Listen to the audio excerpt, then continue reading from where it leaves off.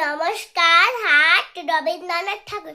কুমোর পাড়ার গরুর গাড়ি বোঝাই করা কলসি হাড়ি, গাড়ি চালায় বংশী বদন, সামনে যে যায় ভাগ্নে মদন।